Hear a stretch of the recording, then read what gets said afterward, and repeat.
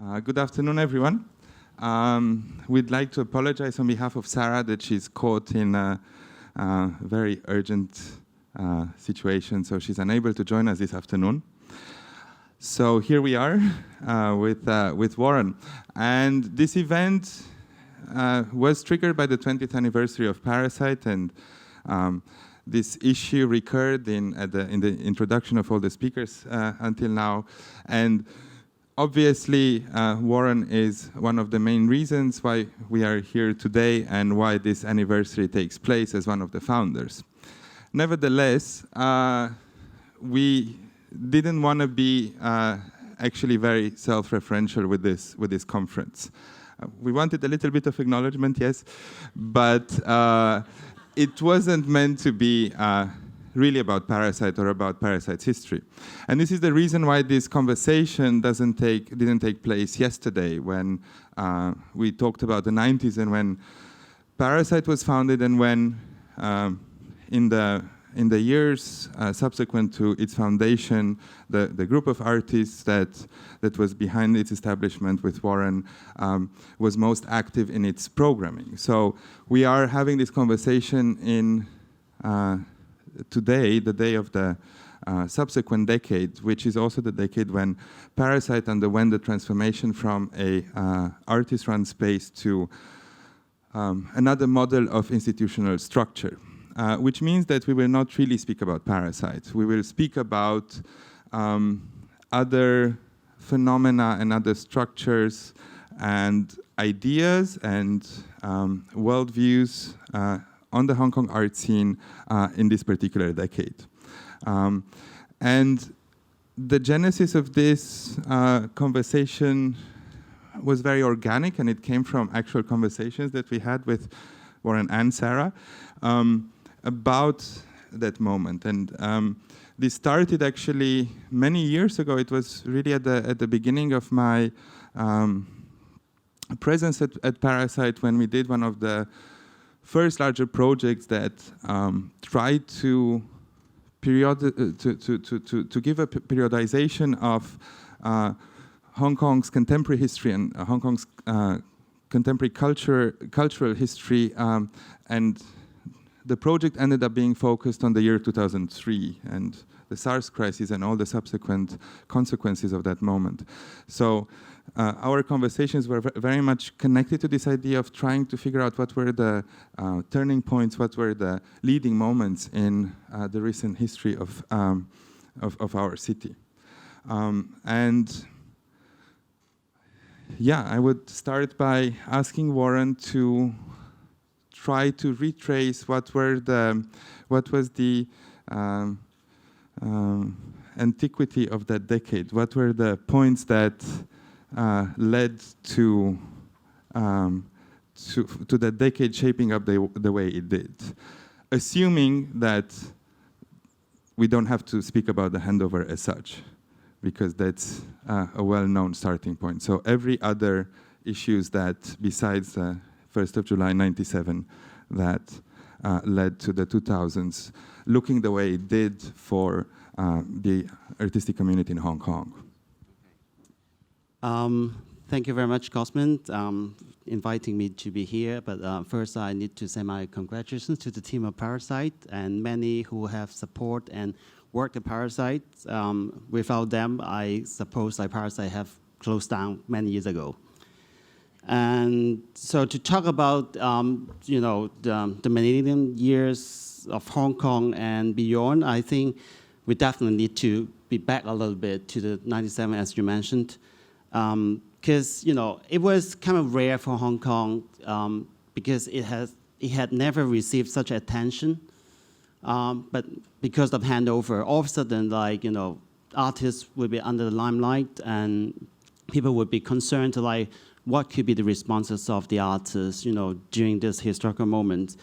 So it's a huge need to look into the situations, and obviously, mainly because that was the popular discourse during the time, and the post-colonial context was very strong. But let's say after the handover, and I always call this so much like the after-party effect. And all of a sudden, and your guest is gone, and you kind of like end up alone at home, maybe lying on the bed, and you had no idea what to do. And indeed, I mean, I couldn't really remember who said this, but definitely a lot of people wrote about this. And so it was so much time that after the handover, it was the moment people were thinking, what next? People started to really think about what should be the search, because there were not many, yes, always like for artists from different places, they always worked with different issues. But in Hong Kong, it was always with this kind of cliche, East meet West, and actually it was the mainstream of the institutions in Hong Kong since a long time ago, like the museum. But a lot of artists actually found out that, it's not that, because we're not living in such a superficial life. And so it was interesting. We found such big issues, what could you do? And you found that the old one is not timely at all. And I think it's interesting. Then we can, at the same time, as speakers from yesterday, also today mentioned that it's a lot of regional effects, a lot of global effects on the development of art, and the biennial effects, it has been talked. But actually, it's somehow many different factors could, be the resources for the artists or anyone who is in the field to look into and to examine and how this could be further developed. So I just list down a few things, let's say like the early 2000s, what were they? And some time ago, I came across this research report commissioned by the Hong Kong Art Development Council. And I think it didn't really stir up anything. But somehow, they did commission, consultants. I couldn't remember where they're from, the international consultants, to make a report and to make a studies on the promotion of Hong Kong arts, particularly in the international context. So it was a time, I suppose, should be around 2000, 2001. And actually, it's quite interesting. I remember it was very substantial. A lot of things could be really done in a very, positive way. But actually, I didn't really see many things has been done according to this report until recently. And things has been done by other people, not really by the ADC. And so this is one thing. The other thing is this, downturn of the economy, and it's just like time. It's almost like so dramatic. Right after the handover, it was this Asian economic crisis. And we started to see the collapse of the property market, and nothing happened in Hong Kong, and suddenly artists would be able to afford the studios. I really remember after I graduated, I didn't have any studio to work. But it was really the year early 2000, and we start to see it now. A lot of artists worked in full time. It was the time that it's affordable. And the educations, not many people mention that, but now I work in the education sector, so I should really mention that. 2 years ago we saw the umbrella movement. It's this explosion of creativity. A lot of visual artifacts has been produced. I really started to think that yes, we came to a civil society, but how come people could be so eager to express themselves? Then I started to think that we always accuse the problems of the education policy here. But after all, we also need to admit that it's a huge expansion of the education sector, particularly in art and creative educations in the university level. The school I'm teaching in the City University, they started to have a program of the media arts in the 1999 or 98. And then the Hong Kong Arts Centers formalized their education program to make the Hong Kong Art School, which offer formal education of studio art. And then, the Baptist University, they also have the Academy of Visual Arts. And when I was a student, there were only 20 graduates every year. And now we are counting hundreds or even thousands. So not only the university level, but all of a sudden, like, teachers were so busy bringing their kids to the museums, and parents also started to learn about that. Maybe it's not perfect, but somehow, I always mention that example. Installation art has been now used so often, or performance art has been so often used by ordinary journalists, not art journalists. And you could really feel that there's something now not distant. And of course, epidemics. And we had SARS, we have avian flu, and that really, add another, hit on the economy. And particularly in 2003, we all know that, the SARS was so horrible, and a lot of friends actually left Hong Kong, and there was space nobody wanted, really. And a lot of issues, a lot of problems, and then we also saw, 500,000 people march on the street just to protest for many things. And internet mentioned by Ute yesterday, I think it was very important. And it helped the communications. And we also found that communications to the outside world was no longer, limited to the privileged. And even the individual artists and alternative space institutions could be also able to connect themselves to, the rest of the world. And so this is like the basic, ground factors of the time. I have a long list, but maybe you want to say that. Well, I think it, does this work? Can you hear me? Is this one better? Yes, it is. Well, I think it would be good to bring the elephant in the China shop already in the discussion, because which is China, of course, because we wanted to talk about that, of course, and how all these dates played a role in this very complicated love affair between Hong Kong and mainland China, and how the feelings change over time. And I have a very subjective impression. Artists say, before the 90s, before the handover, a lot of artists here in Hong Kong, they call themselves Chinese artists. Particularly those generations who studied overseas in the 80s, they always call themselves Chinese artists because there were no Chinese artists in the West. I mean, in the school at least. And so the people from Hong Kong, the Chinese people from Hong Kong, students from Hong Kong, they were the only Chinese found in the campus in America.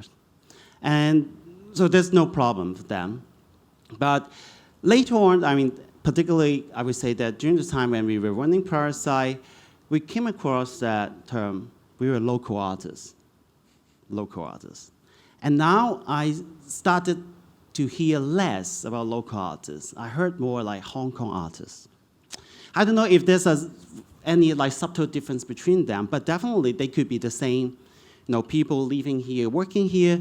But I think it's interesting because all of a sudden you do have these giants, which is China right next to you, that you didn't realize. I think the exchange between Hong Kong and China, was somehow always there, for the historical, reasons. But mainly because, the recent change, a lot of actions between Hong Kong and China, and also we started to see the booming art scene in China. And I think artists in Hong Kong indeed started to really think about how to position themselves. And I think it was really the period in the early 2000s, we need to really figure out what we could do and how we could, think about the situations. And there are some people, I think, unavoidably, I have to mention, we do have these friends, and they have been really champion, promoting Hong Kong artists or had interest in Hong Kong artists like Han Ru. I mean, probably he's one of the first curators, Chinese curators, who would have an interest in the artists in Hong Kong.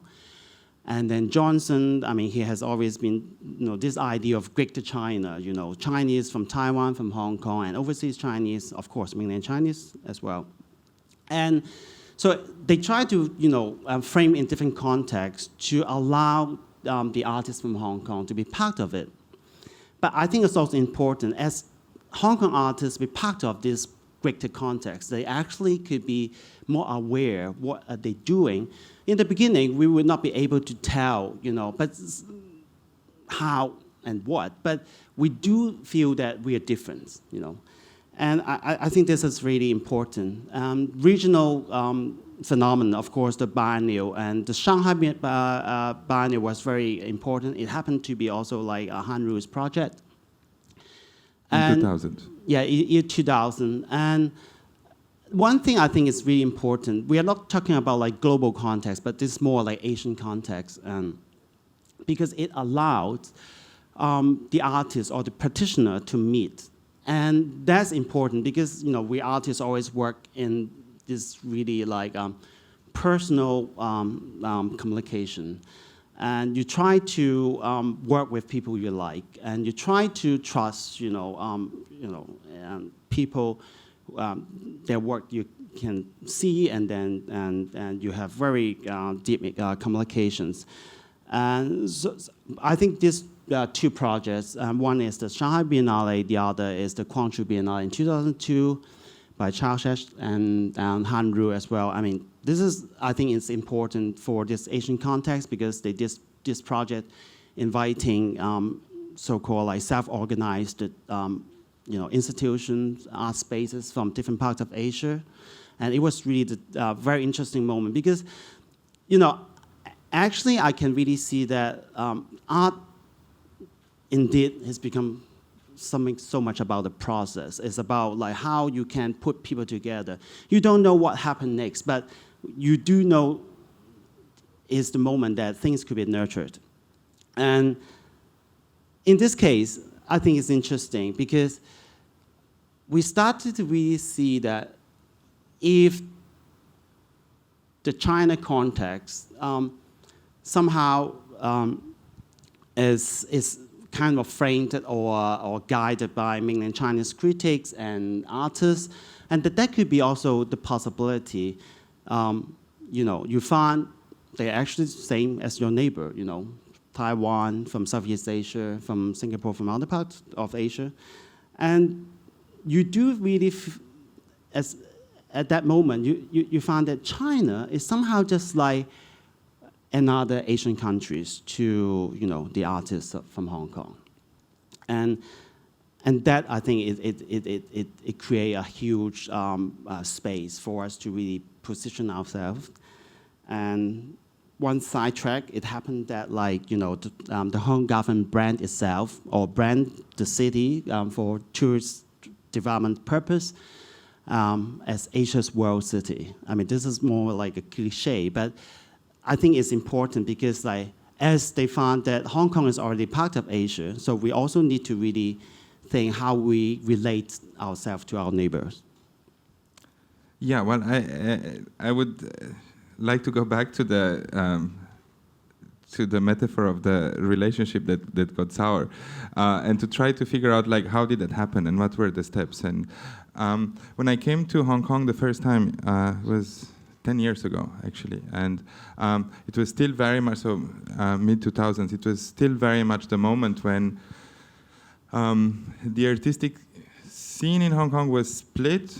I would say, well, split in a very mild sort of way between the ones who are actively trying to find a way to integrate themselves into the Chinese narrative, into various Chinese narratives. Some of them very practically by moving to Beijing or looking for spaces in Beijing and, doing the pragmatic step in the direction. And some of them who are simply complaining that, Hong Kong is finished because China is growing and we will remain irrelevant in our, on the margins of a bubble that will continue to inflate. So that was still in the middle of the decade. That was still the romance was in full bloom. So I would like to trace a little bit the steps that led to the current situation. Yeah, Phoebe mentioned the northbound imagination of the creativities from Hong Kong in China, and definitely it happened, particularly for the so-called industry of the business side. Sarah started working in China since 1997 as a landscape designer, and a lot of designers and actually people mainly from the theaters. We all know Zhang Fai and some other theater manager. They also moved to China to work in this big, I shouldn't say market, but it's big, many possibilities, and I really admit that people would like to work in China for many different reasons, and we also have seen that some artists, but that's more around the mid 2000s, to explore possibilities in China. I mean, artists we know that Zhao Junfei, Lam Dongpang, they moved to Beijing to have a studio, and then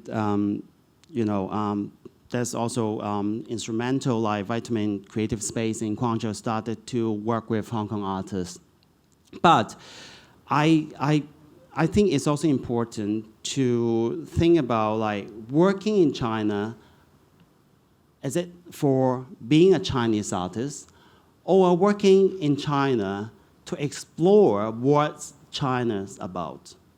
It's a huge difference. And to be honest, I think it's such excitement. It's not only for people from Hong Kong, we live from different parts of the world. I mean, because we are always so curious, how come that could happen? And I could still record my first trip to Beijing. It was the Christmas of the 2001, and I visited to the 798 compound, and it was just the beginning, and not many studios have been moved in, but I remember seeing this Tokyo Beijing project, the galleries, and some artists I met there. It's such a huge excitement because you find that it's full of possibilities. And for me, I was interested because I also met foreign artists. They are having their workshops there, producing huge public art projects for Scandinavia, for other parts of the world, simply because, once mentioned today, it was like a world factory. It allows things would not be possible if you try to fabricate in Norway, for example. Yeah. So that's become very interesting. And actually some artists, particularly those who work in the public arts, from Hong Kong, they maintain the workshops there because this is the resources you can make use of. But at the same time, I also think it was a very interesting moment. I mean, the last moment, it would be the mid-'80s. I talked with Carol, and the mid-'80s was, for me, is still one of the most open-minded period of recent China, and you could really see all sorts of publications would be possible. Not anymore, and until years 2000, because of Olympics, for different reasons, the Chinese government need to open up, to create that image or impression of upholding freedom. And I was really impressed because I could go to the website of Apple Daily in Beijing in 2008, right before the Olympics. And I mean, indeed, you can actually see all this information about Tiananmen massacre in China. And so it's a huge positive thinking around that. You just want to be part of it, and maybe you don't need to be promoting this liberal China, but you like to observe, you'd like to be a witness of that. But of course, we had the earthquake in 2008, and we also had the Olympics, and also we have seen what's happening after the Olympics, and the Nobel Prize winner Liu Xiaobo, he's got locked up and he's still in jail now. It's all happened after 2008, And it's so much like all of a sudden, this good impression has been turned to the other side. And actually, I think around like 2006, 2007, and we were also seriously considering to move to Beijing, mainly because we had this opportunity. Sarah got an offer, from a company to work in Beijing. So it was really tempting, as you could really see this such bright side of the country, and it's almost the 80s was very open-minded, but the year 2000, it was such sophisticated years, and for sure, like you had all this architecture built in Shanghai, Beijing, all these big cities, and Chongqing became almost like the bit largest cities in the world. I mean, the greater Chongqing, and it just is so exciting. But it's almost like another moment then all gone, and you found that couldn't be the same, and you started to be a bit skeptical, but there's a complicated reasons. It's not only happening in China, but it's also happening in Hong Kong. And of course, after the SARS, the Beijing government had a new policy to allow, all these tourists from mainland China, because remember, like during the SARS, the economy in Hong Kong was almost dead, really, really dead. And all of a sudden, you have this flux of tourists from mainland China. It immediately, almost like the next day, all this retail business has been saved. And then on and on, you started to see that the appearance of the city has become different. And most of the business, most of life has become so heavily dependent on this mainland Chinese tourism here in Hong Kong. And as people who lived here, you would start to think that what's your usual life? And now has become different. And of course, year 2007 is very important because we were promised to have the universal suffrage, and it didn't happen. This is a big issue. But at the same time, it's the first Hong Kong International Arts Fair. It's 2007. So it's almost like we're coming to this, what's the word? Like a split mentality. On one hand, you are sensing this huge pressure on this freedom, but at the same time, people are really making huge amounts of money. And how could you deal with that? And I think this become a very interesting moment that for the artists, if they be so much like a thermometer, and then of the society, and they need to deal with that. And of course, it's not only the artists, a lot of other people, on the way on. And then, 2010, we have this huge, is it 2010? 反國教. And 2012, Joshua Wong, he was only 15, and he, led up this huge movement to counter this kind of so-called patriotic educations in Hong Kong. Everything has become different, and people really started to rethink, all this advantage could be on the other side is not sustainable. And I think this is really responding to your curiosity, this relationship has become different, and Hong Kong all of a sudden has become a very strong identity that a lot of people tried to organize in the 90s, couldn't really achieve, but it happened. Yeah, well, related to that, I wanted to discuss a little bit about this word that you used at the beginning, local artist. And that's because the word local, even when used in English in Hong Kong, has a very different meaning than it has in any other variety of English. It's a completely different word. And it's not only different in itself, this meaning has shifted from the colonial era, from the late colonial era, throughout the decade that we're talking about, and it's definitely having different chromatic implications after the umbrella movement. So would you like to talk a little bit about that. That should be the topic for tomorrow. Oh no, I think it's okay for today. Don't worry. Well, I mean, now it's a huge political connotations in Hong Kong now when we talk about like being local. You know, it's almost like protectionism. You know, but I would like to mention that like in the last 10 years, local, at least up to this year or last year, and personally, I would try to think that being local could be very inclusive, and people who lived here, right? Because you don't even mention any ethnicity, right? You just need to be here, and you can be all local until very recently, like this year.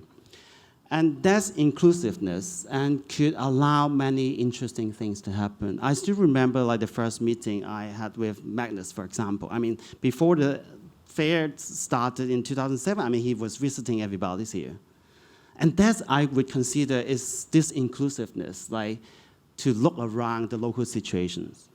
But of course, like today, it's become really different because it's been really exploited to make the difference, between being local and being non-local. Even you lived here, you can be non-local. Yeah. And I don't know if I respond to you, but Not completely, but maybe you can like say a little bit more, like what sorts of, localness. No, but well, it's. I mean, I'm on one hand interested in the actual words and the kind of implications that it has. Also, the way it's used as an adjective in daily life. Also, because of the very particular class implications that it has, not just cultural. The way we refer to, and we had this conversation with several of the participants before. Even the way certain restaurants get labeled as local and others don't, and the way in which various class issues come into play, and the kind of implications that has. Well, of course, today, I mean, maybe let's say the global first. Like, today's for globalism, we can have a lot of negative connotations from it. People are really exploited for this global interest. But let's go back to early 2000s. Indeed, I still remember it was this tagline in this leaflet of Parasite asking for donation or support. I think it was given by Keith and other founding members of Parasite, and it was written, think global, act local. Of course, I mean, it sounds a bit empty, but at the same time, I think it reflects how we can make the best of it, and also you try to open up, the possibilities of being local or being global. And I really like this inclusiveness, when we try to think about this locality. And of course, that's also related to, the early practice of a lot of, founding members, Parasites. This has always, related to the cultural identity issues or the post-colonial context. And that locality was really important. And that didn't limit to, that political notion. Okay, well, the next question is more to you as a professor and as a mentor of younger generations of artists, because I think it would be very important to look at that,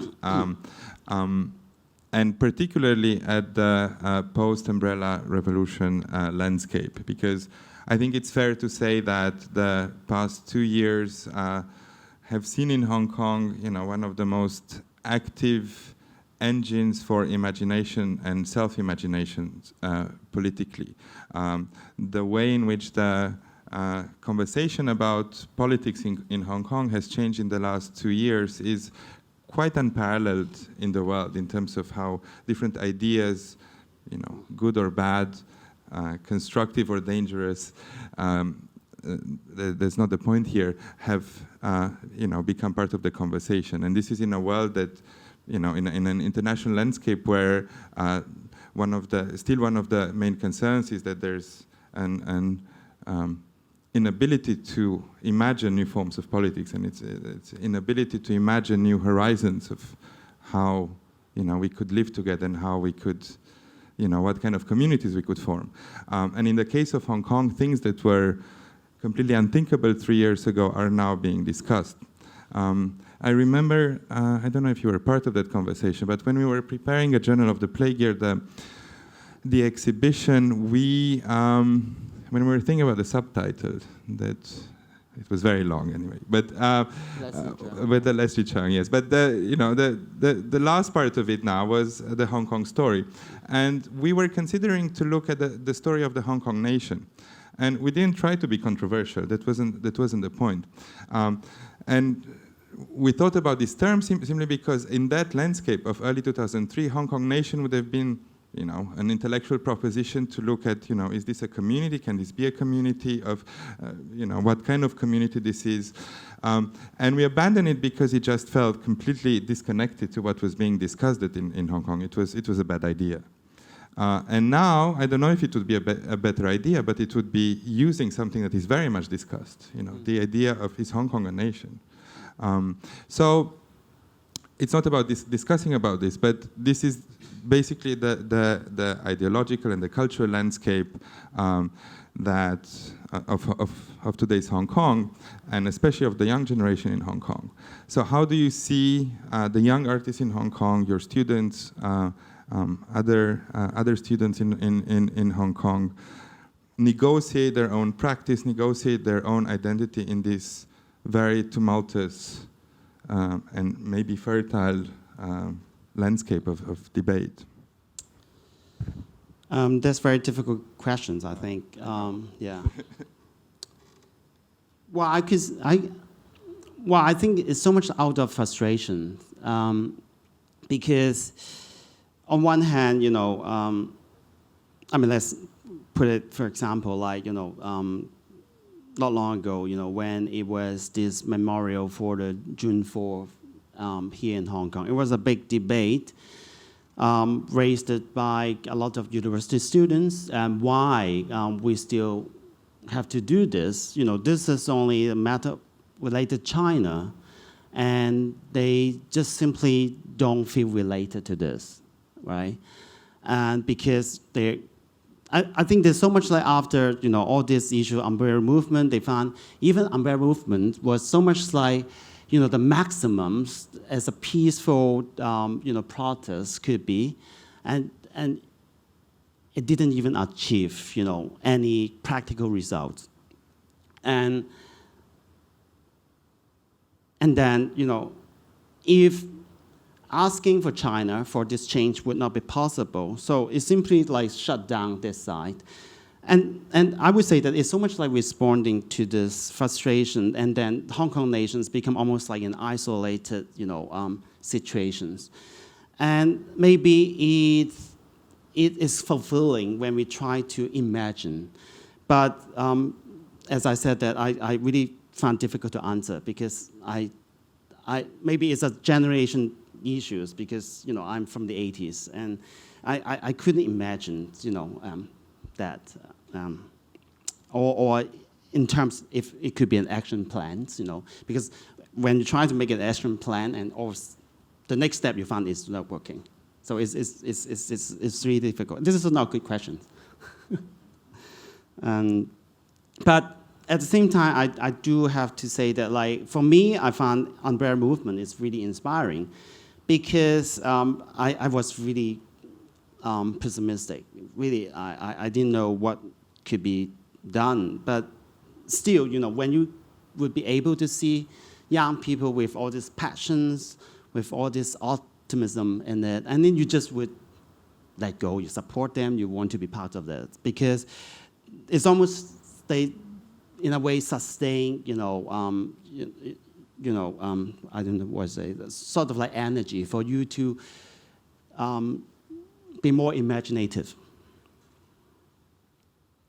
Yeah, I don't know if you allow me to say this, but I remember at the big party of the closing of the old Parasite space, which was on September 18th, I think, 2014, or anyhow, mid-September in 2014, and you actually cried because you were so pessimistic about Hong Kong and the future of Hong Kong and the hopelessness. Yes, you did. So this was, yeah, like 2 weeks before the start of the umbrella movement. Okay, well, I think because this was a conversation format, it might make sense to take a few questions for Warren now, before we move into the plenary session, the closing session of today. So if there are any questions or comments from the audience, we can take them now.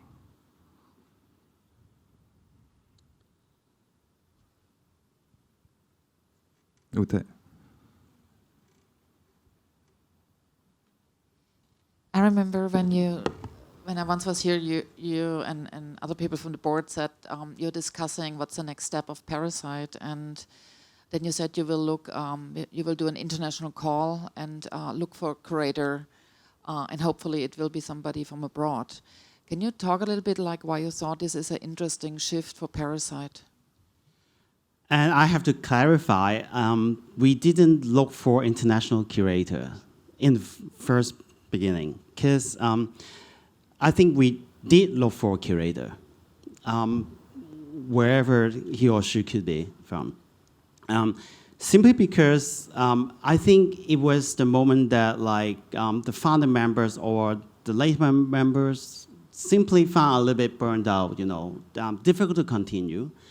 And we had a little bit of funding, and we just found out to spend this money on ourselves would be totally wasteful, right?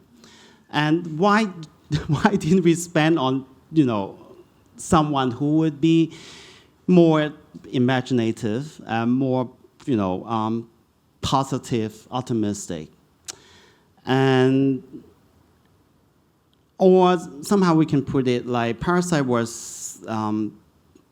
The good thing was that Parasite was not a one person's initiative. So at least we didn't really feel that kind of responsibility to keep going. I mean, I felt very easy to close it down. But as I mentioned, that it was already a platform constructed, and we saw its possibilities, or you may say even the advantage to keep this.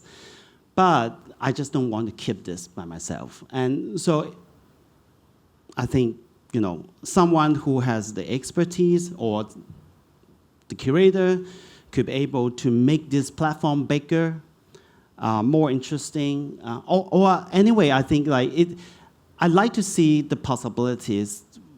Maybe it's not working, but at least, we like to see what could be the next step or the next stage. And I don't know if I told you that I met people who started Art Space 30 years ago, and when I met him, he was still running it by himself, and I didn't want that. Are there any other questions, maybe from the participants in our... Okay, well, yes. But maybe any of the participants would like to ask a question afterwards? I just want to focus on what you were saying, that the new generation is coming with all this creativity and new energy. And yesterday, Jutta was talking about the internet and the impact that is a good way to produce work today. So from a personal point of view, I pretty much have built a digital platform, but what I'm encountering is there is very much little fun for digital platforms. How do you bring this? But at the same time, you have a huge competition worldwide because everybody has the access. So how do you fight with this? Everybody's going in the same way, the digital way, but I think people still really appreciate the printing. Yeah, I'm kind of I don't know, how can we separate this sort of digital from also engaging people? I don't know if that makes any sense. So the question? So the question is how can we face this as a new generation? This is a new challenge that we are facing. I think. Well, first, I really have to say that the artists in Hong Kong are very lucky because you got all these people who would like to come here. And to be honest, like true, I mean, think about that, this is a privilege, people would like to come here or would like to pay attention to it. But I think in terms of the digital time we have now, and it's a liberation, and it's really like the possibility for many people who simply would not have, that kind of possibility. It was so much like, controlled by, very few, privileged parties or institutions.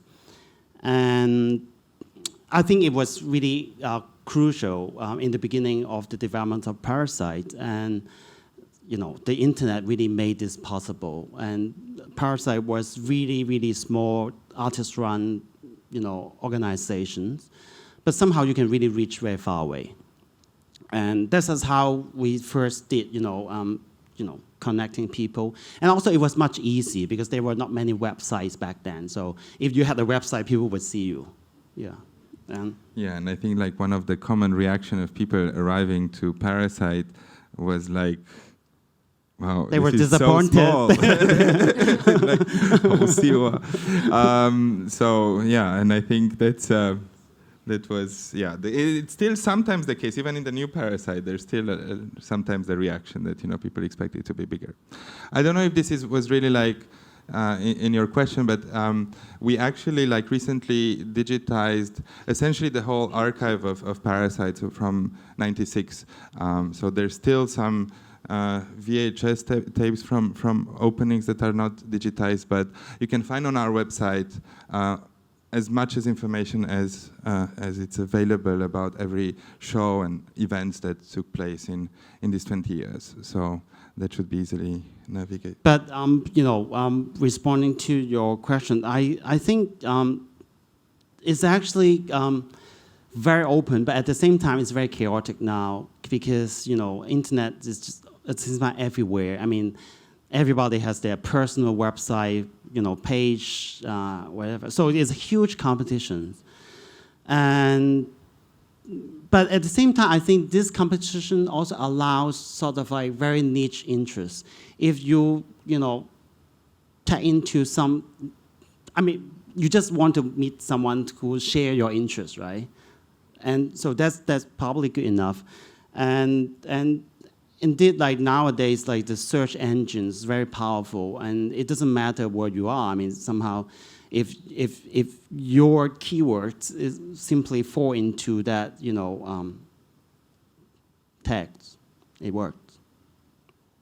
By the way, we just talked about like nowadays you also have digital printing. It's very good. I mean, that's what we are doing. Like we're printing 50 copies only, but then the PDF will be free for everybody. Yeah. Okay, so good. Lisa. Thanks. I don't actually have a proper question, but more that continuation of elaboration of what we have just discussed about this distinction between local and non-local, and this very interesting relationship and the development of this relationship with the mainland China. I think you have probably mentioned it earlier with in response to Cosmin's questions, but then maybe just elaborate a little bit more, because this is really what I'm trying to figure out. So what is the post-umbrella movement art scene, like local art scene in Hong Kong, basically, in terms of local and non-local, going China and going global, because it's been almost 2 years now, and Parasite has moved to New Zealand for 2 years now. Well, in terms of the art scene, is what's the local reactions? I mean, we saw like artist initiatives, like the other night we went to this Holy Motor, this little showcase, and then a couple of like spaces, small spaces in some shape, like the things like the 100-feet parks, but of course the non-locals everywhere. I mean, when you go to the Paddle Building, I mean, you saw all these blue chip galleries, and I mean, they don't like to be called local, and this is almost like difficult for their business if you anything local, and But what I mean is like, that notions, if we put in this way, and as I mentioned, I'm not imaginative enough, but I still would think local should not be only thought in this way or regarded in this way. And the last 10 years, or like around the millennium years, I mean, I just found that it was much more creative to use the term local. Now it's more difficult.